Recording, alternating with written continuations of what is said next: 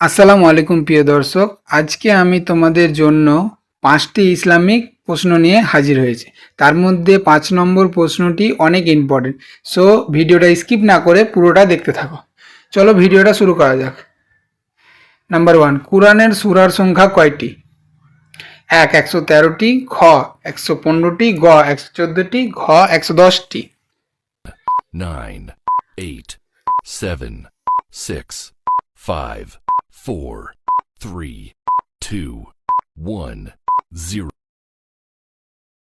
সঠিক উত্তরটি হলো গ 114টি। দ্বিতীয় প্রশ্ন, সর্বপ্রথম রসুল কে?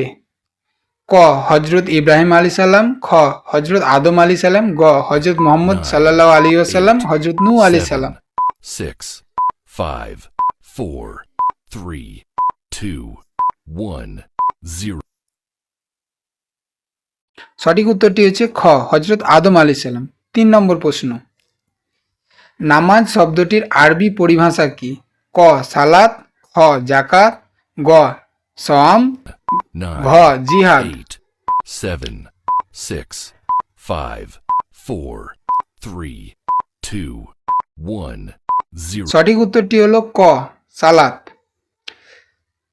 পরের প্রশ্ন, কুরআনের পারার সংখ্যা কয়টি?